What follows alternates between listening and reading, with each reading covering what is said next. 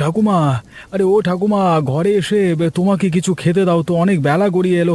বেশি দেরি করলে আমার মাছ পাবো না, আবার জালে মাছ উঠবে না তো, দাও না। দাঁড়া বাবা, যাচ্ছি, গিয়ে তোকে খেতে দিচ্ছি। হ্যাঁ হ্যাঁ, তাড়াতাড়ি এসে খেতে দাও।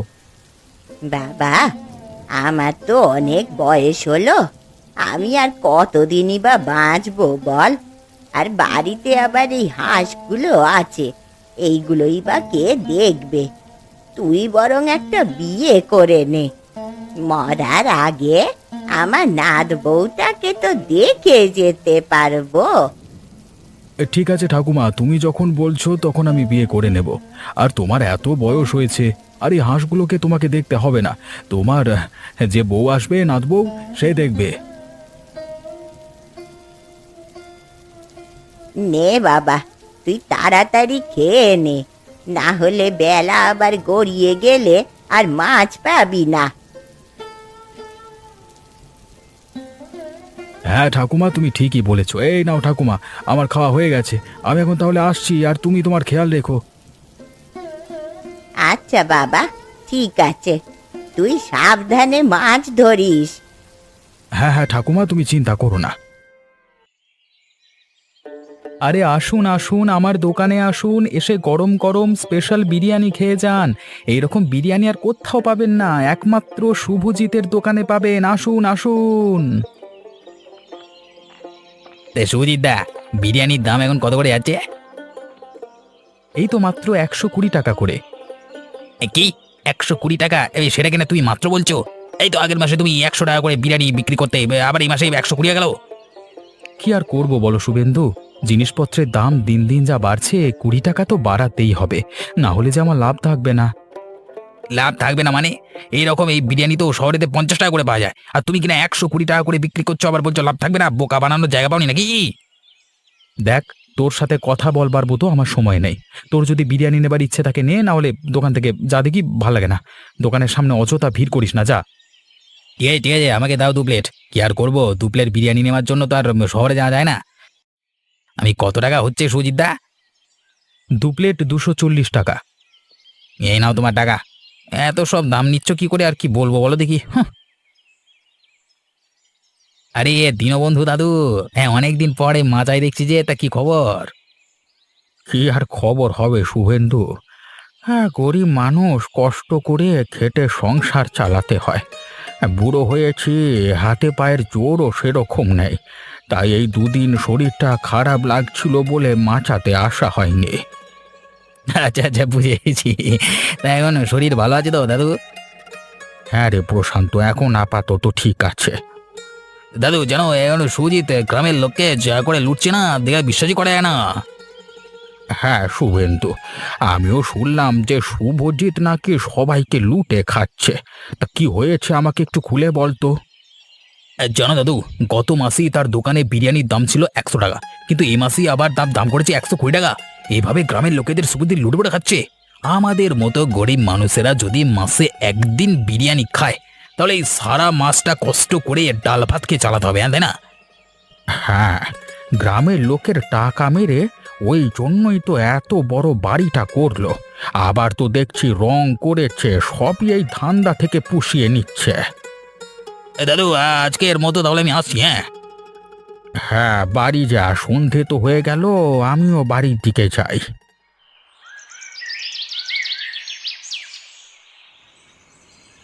কি গো, কেমন চলছে তোমার এই বিরিয়ানির হোটেলটা? কেমন আবার চলবে, আগেতে যেমন চলছিল ঠিক সেরকমই চলছে, পুরো ফার্স্ট ক্লাস। তুমি যে এত টাকা বিরিয়ানির দাম বাড়ালে, তা লোকে তোমার বিরিয়ানি কিনবে তো? কিনবে না মানে? আলবাত কিনবে, হ্যাঁ, না কিনে যাবে কোথায়? এই গ্রামে কেই বা আমার মতো বিরিয়ানি রান্না করতে পারে? হ্যাঁ, আরে কেনই বা ভালো চলবে না? গ্রামে শুধু একমাত্র আমি বিরিয়ানি করতে জানি, তাই লোকেদের কাছ থেকে ভালোই অর্থ লুটছি। হ্যাঁ, আগের মাসে 100 টাকা বিরিয়ানি ছিল, এ মাসে 120 টাকা করে দিয়েছি। পরের মাসে ভাবছি আরো কিছু টাকা বাড়াবো। এটা তুমি ঠিকই বলেছ। তা তুমি তো তাহলে অনেক টাকা ইনকাম করছো, আমাকে একটা সোনার হার গড়িয়ে দিতে হবে, নইলে কিন্তু আমি ছাড়বো না। ঠিক আছে গিন্নি, তুমি এত চিন্তা করো না। আমি তোমার জন্য একটা সোনার হার গড়িয়ে দেবো সামনের মাসে। তুমি বরং এখন রান্নাঘর থেকে আমার জন্য খাবার নিয়ে এসো, খিদে পাচ্ছে খুব। আমি খাবার নিয়ে আসছি, তুমি নিচে মাদুরে বসো, আমি দিচ্ছি খাবার।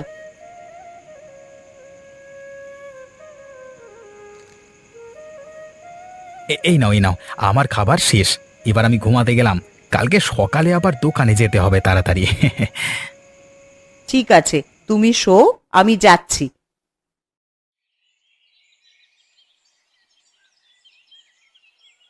এই নাও, তোমরা দুজনে মিলে খেয়ে নাও, আর খেয়ে কাজে যাও। প্রশান্ত, তুই বিয়ে করে আমাকে উদ্ধার করলি বাবা। আমি মারা যাওয়ার আগে আমার বৌমার মুখটা তো দেখে যেতে পারলাম, আর আমি মারা যাওয়ার পর আমার এই হাঁসগুলোকে ঠিকঠাক মতন দেখাশোনা করিস মা। ও ঠাকুমা, তুমি এইরকম কথা বলছো কেন? তোমার কিচ্ছু হবে না, আমরা আছি তো। আর হাঁসগুলো ঠিকঠাক ভাবে আমি যত্ন করেই রাখবো, তোমাকে অত চিন্তা করতে হবে না গো। গিন্নি, রোজ রোজ এই ডাল ভাত খেতে আর ভাল লাগে না। আজকে একটু বিরিয়ানি নিয়ে আসবো দোকান থেকে কিনে। হ্যাঁ, অনেকদিন বিরিয়ানি খাওয়া হয়নি। না না, তার কোনো দরকার নেই। বিরিয়ানির যা দাম, দোকান থেকে কেনার থেকে না কেনাই ভালো। আমাদের তো সাদা হাঁসগুলো আছে, তাই দিয়েই আজকে দুপুরে আমি বাড়িতে একটা নতুন পদ রেঁধে তোমাদেরকে খাওয়াবো। খেয়ে তোমরা বলবে কেমন হয়েছে। ঠিক আছে গিন্নি, তাহলে তাই হবে। নে বাবা, তুই তাড়াতাড়ি খেয়ে নে এখন, না হলে বেলা গড়িয়ে যাওয়ার পর নদীতে গেলে আর মাছ পাবি না। হ্যাঁ গো, ঠাকুমা ঠিকই বলছে, তুমি তাড়াতাড়ি খেয়ে নাও, খেয়ে নদীতে যাও মাছ ধরতে। আমার খাওয়া হয়ে গেছে গিন্নি, আমি বরং এই জালটাকে নিয়ে নদীর দিকে যাই। হ্যাঁ, গিয়ে দেখি মাছ পাওয়া যায় কিনা আজকে।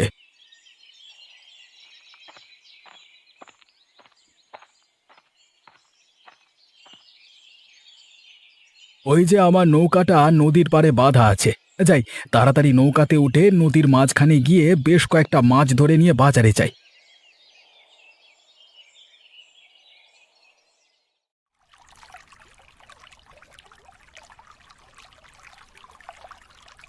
নিয়ে এবার প্রথমবারের মতো জালটা নদীতে ফেলে দেখি মাছ ওঠে কিনা।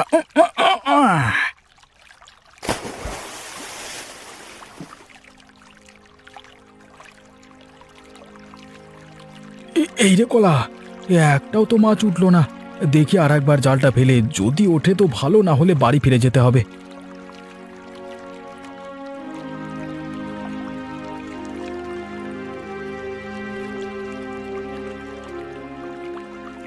এই তো এবার দেখছি অনেকগুলো মাছ পড়েছে। এই যাই তাড়াতাড়ি বাজারের দিকে গিয়ে মাছগুলোকে বিক্রি করে আসি।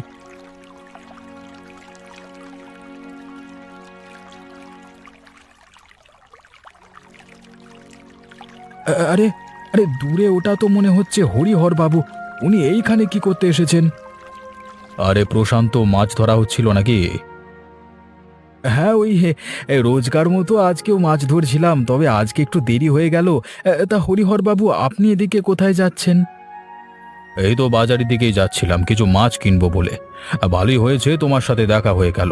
তুমি বরং বাজারে যাওয়ার পথে আমার বাড়িতে গিয়ে তোমার কাছে সব থেকে বড় এবং তাজা মাছটা দিয়ে তারপর বাজারের দিকে যেও, কেমন?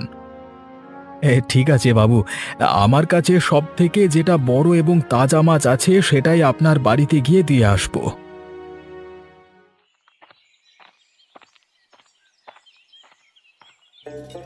আরে কি গো শুভজিৎ দা, তোমার দোকানে তো দেখছি প্রচুর ভিড়। তা কেমন চলছে বাজার, সব ঠিকঠাক আছে তো? হ্যাঁ রে প্রশান্ত, সবকিছু ঠিকঠাকই আছে। হ্যাঁ, ভালোই চলছে। তা তুই বিরিয়ানি নিবি নাকি?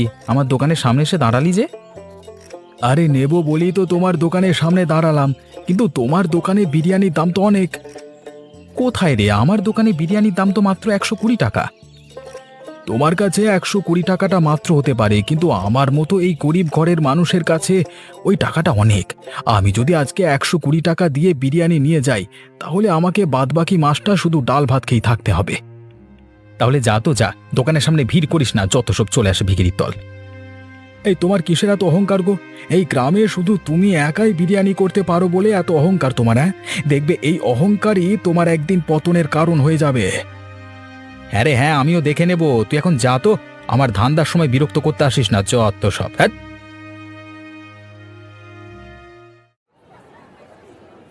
আসুন আসুন, আমার দোকানে আসুন, এসে বড় বড় তাজা মাছ নিয়ে যান। হ্যাঁ রে বাবা, আজকে মাছ নিয়ে বসতে এত দেরি করলি কেন? বাড়িতে কিছু সমস্যা হয়েছে নাকি? এই তো দাদু, দেখো না, আরে আসবার সময় হরিহরবাবুর সাথে দেখা হলো। উনি বললেন ওনার বাড়িতে একটা মাছ দিয়ে আসতে। ওদের বাড়িতে মাছ দিয়ে এসে বসলাম, তাই এত দেরি হয়ে গেল। ও বুঝেছি।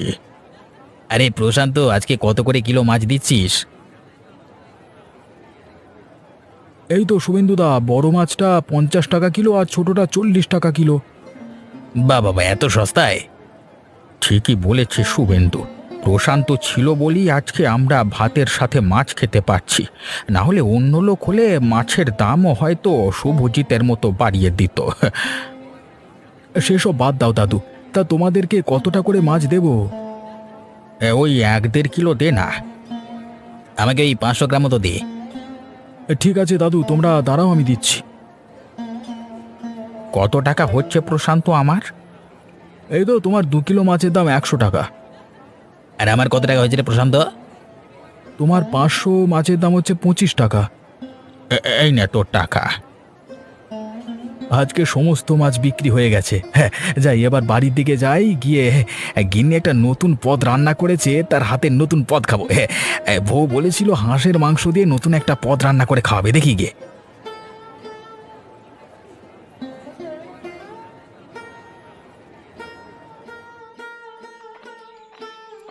গিন্নি, আরে ও গিন্নি, বাইরে বেরিয়ে এসো।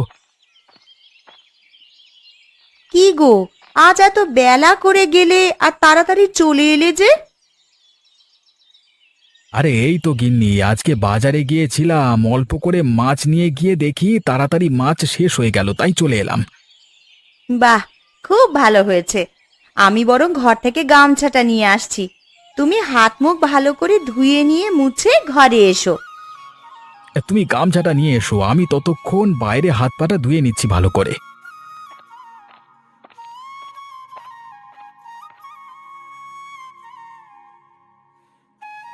কি গো গিন্নি, তোমার রান্না করা হলো?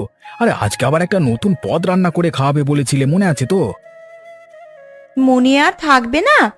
তুমি আর মা দুজন মিলে ঘরে গিয়ে বসো, আমি খাবার নিয়ে যাচ্ছি তোমাদের জন্য। ঠিক আছে গিন্নি।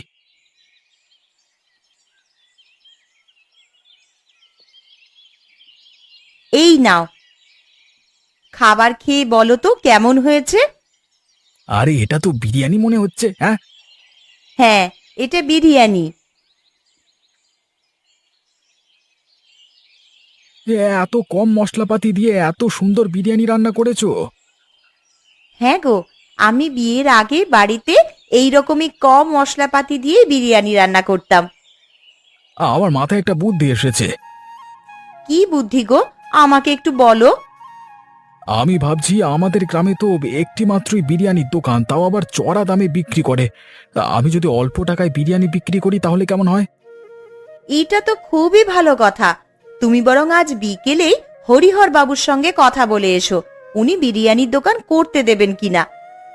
এই ঠিক আছে গিন্নি, আমি আজকে বিকেলেই যাব, গিয়ে হরিহর বাবুর সঙ্গে কথা বলে আসবো। এখন বিরিয়ানির মজা উপভোগ করি।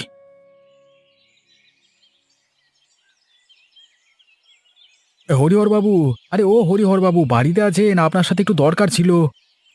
কে আমাকে এত ডাকাডাকি করছো? আরে প্রশান্ত, তুই এখানে? তা কি হয়েছে বল। আসলে বলছিলাম যে আমাদের গ্রামে তো মাত্র একটাই বিরিয়ানির দোকান, তাই ভাবছিলাম আমরা একটা বিরিয়ানির দোকান দেব। তাই আপনার কাছে এলাম পারমিশন নিতে, মানে অনুমতি নিতে। ইংলিশ বলছি, হ্যাঁ। আরে এটা তো খুব ভালো কথা। তবে প্রশান্ত, তোর বিরিয়ানির দোকানের বিরিয়ানি কত করে প্লেট রাখবি সেসব কিছু ভেবেছিস? খুবই সামান্য রাখবো হরিহর বাবু, 1 প্লেট মাত্র 50 টাকা। তা কিসের মাংস দিবি 50 টাকায়? মরা মাংস নাকি? আরে না না হরিহর বাবু, আসলে গরমে তো হাঁসের মাংসের দাম কমে যায়। আর আমাদের বাড়িতে তো হাঁস চাষ করে আমার ঠাকুমা, তাই খুব অল্প টাকায় বিরিয়ানি দিতে পারবো আমরা। এ তো খুব ভালো কথা। তাহলে গ্রামের দরিদ্র এবং গরিব উভয় বিরিয়ানি খেতে পারবে। তা কবে থেকে দোকান খুলবি? এই তো হরিহর বাবু, কাল থেকেই ভাবছি খুলবো। ঠিক আছে, তাহলে আজকের মতো আমি আসছি। হ্যাঁ হ্যাঁ, তুই আয় তবে।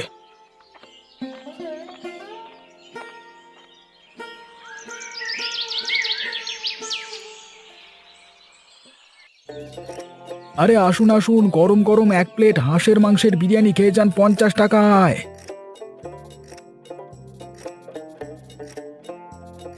আরে প্রশান্ত, তুই ঠিক বলছিস তো যে 50 টাকায় হাঁসের মাংসের বিরিয়ানি? আরে হ্যাঁ গো, আমি ঠিকই বলছি, বিশ্বাস যদি না হয় খেয়েই দেখো। ঠিক আছে ঠিক আছে, আমাকে দে দেখি 1 প্লেট খেয়ে দেখি কেমন হয়েছে। হ্যাঁ দাদু, তুমি সামনে চেয়ারে বসো, আমি বিরিয়ানির প্লেটে নিয়ে তোমাকে দিয়ে আসছি, তবে একটু দেরি হবে, আমি একা তো। সে কোনো ব্যাপার না, তুই 50 টাকায় বিরিয়ানি খাওয়াচ্ছিস, সেটাই অনেক। এই নাও তোমার বিরিয়ানি।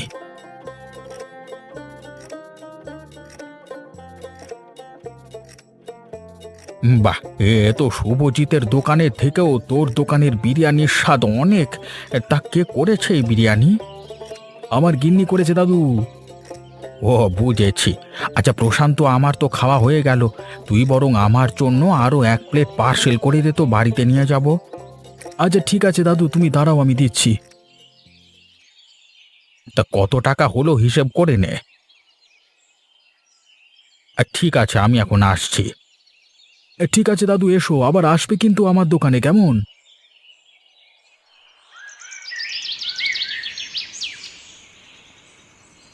আরে কি গো, আজ এত তাড়াতাড়ি দোকান বন্ধ করে চলে এলে যে? কিছু হয়েছে নাকি? কিছু হয়েছে মানে, সব শেষ হয়ে গেছে আমার। কেন গো, কি হয়েছে? তোমার আবার কি শেষ হয়ে গেল?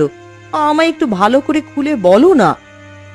আরে শোনো, আমি আজকে সকালে দোকানে গিয়ে দেখি প্রশান্ত আমার সামনে ও ঠাকুমাকে নিয়ে একটা বিরিয়ানির দোকান খুলেছে।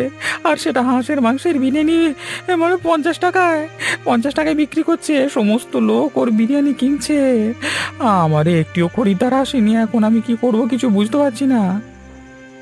দেখলে তো, আমি তোমায় আগের দিনই বলেছিলাম না যে অত লোভ করা ভালো নয়? দেখলে তো, উপরওয়ালা ঠিক তার জবাব দিয়ে দিল। হ্যাঁ গো গিন্নি, আমার এতটা লোভ করা ঠিক হয়নি, আমি টাকার পেছনে একদম অন্ধ হয়ে গেছিলাম। এখন আমাকে বলে কিচ্ছু লাভ নেই, তুমি বরং একবার প্রশান্তর কাছে যাও, গিয়ে ওর সাথে কিছু কথাবার্তা বলো। ও যদি কিছু করতে পারে তো করবে। হ্যাঁ তুমি ঠিকই বলেছো, আমি আমি এক্ষুনি যাচ্ছি প্রশান্তর কাছে।